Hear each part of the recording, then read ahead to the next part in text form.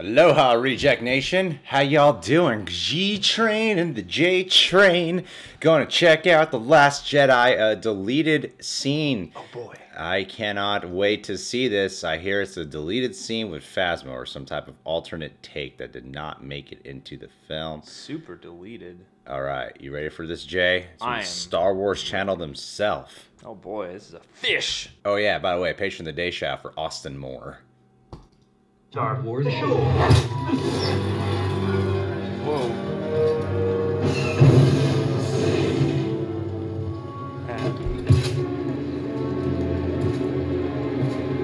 Oh, what? Disobedient, disrespectful, traitor! You call for order. You beat us down. But when your shiny neck was threatened, you squealed like a whoop hog. The evidence blew up at the base, but you and I know the truth. When I put a gun to your head, you shut down Starkiller shields. Now, what would your troops do if they found out? Or your masters? Who would believe a story like that? Oh, dang.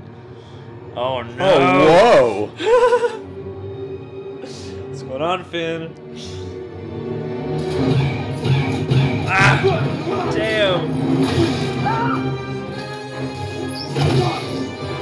Shit, this is like a pretty big deleted scene. Yeah. It's not the way I expected this to go. Rebel scum. Rebel scum! Nice. Whoa!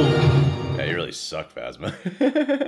Wow, okay, so there's a definite argument to be made for why they cut out that scene. I mean, I feel like the CGI really held it down. Yeah, they would have never have improved it. Wouldn't have matched the movie, you know? That's weird. I mean, in terms of getting a more character moment from Phasma and having a little bit more of a meaningful way to go out, that would have been better, I think. I mean, it plays out a little bit more corny. I don't know if that has anything to do with the visual effects possibly playing the factor that they're not fully complete here. Yeah. But in terms of the tone and style, it plays out a little bit more corny. I think it is a better way for her to have gone out in terms of satisfying fans a little bit more on giving Phasma a little bit more meaning. Well, because it has a character note in it, and they address something from the past. They address something stuff, from The Force Awakens, which is a good touch. I mean, she takes out her own stormtrooper, showing that she was going to go down anyway. Yeah. And also, this ends in a way where you don't know for sure if she's dead or not. Yeah. You know, she gets shot and blown away, but she has that armor. It could have just been the impact, but you don't know if she's dead. Whereas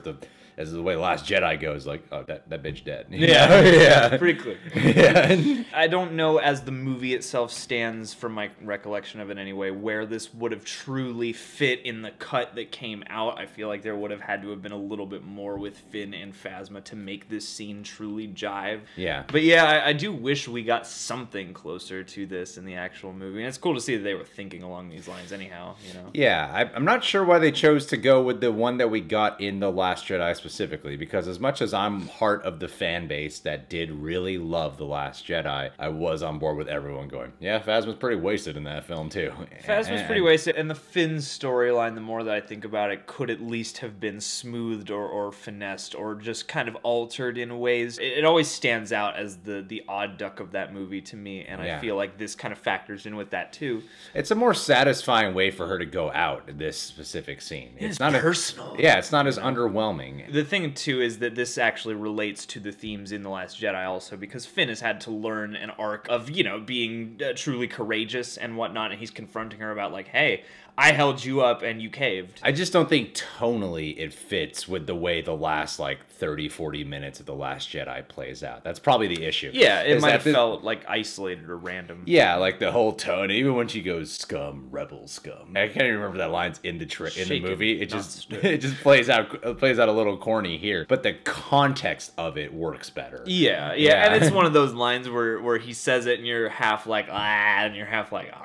Yeah. I even like the shots of like because that kind of has this like Western touch to it. Yeah, yeah. That makes Fastest Phasma feel a gunning. little cooler. But still, even the way she goes out, when he picks up the gun and shoots her, you're just like, man, she just sucks. Yeah. Wow, you took out stormtroopers. Well, you know, think of who her team is, though. Her squad all can't shoot, and there are like a million of them, and they're not very effectual. It would only stand to reason that she's just slightly better than they are. I really wish that Captain Phasma and Gwendolyn Christie got to shine in either of these movies, because as it stands, they're just sort of a cool idea that you show up and you're like, hey, you're just kind of a punk, I guess. Well, the thing is that this deleted scene too would have allowed for the opportunity, if it was in the final cut, for her to return for another one. Yeah. Whereas opposed if she comes back in the next one, you're like, what?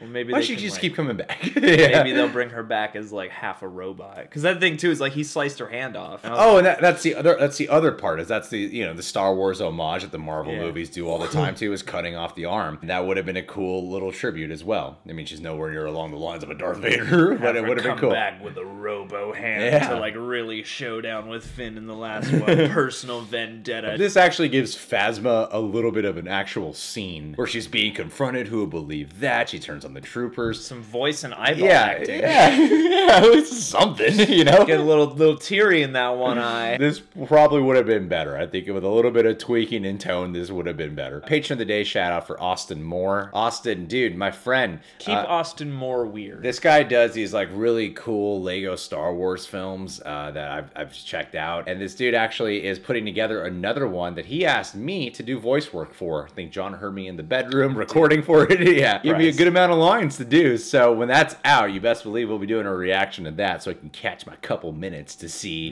how does my voice match with the character I did, the Jedi that I did. Which takes are they gonna Which takes are they gonna Can go we use the with? ones where I was really yelling, or are they gonna use the ones where I was like smoldering and intense? I hope he makes like make a Lego Phasma movie that is like everything we want. That would Phasma actually to be a cool way to do it, Dan, honestly. Yeah, I would watch that. And right now he's actually working on a live-action Star Wars short film, too, a fan film that he's working his ass off. So this dude's a dedicated Star Wars fan. You can check out his channel. We're subscribed to it. Disturbed Fan 0717 Productions. We'll even put a link in the description box for you, buddy. Lego Star Wars Jedi Hunt fan film. It's pretty sweet stuff, so I'm excited to be a part of the next Lego Star Wars film he does. Pretty sweet. All right, guys, well, you can subscribe to The Real Rejects. Click that notification bell to get notified every time one of our vids is up. And check us out on Patreon, full-length TV show and music video reactions over there, as well as weekly Q&As, full-on video responses. You ask a question, and we do a complete video response for you. An hour. An hour-long video response. That's right. David Letterman.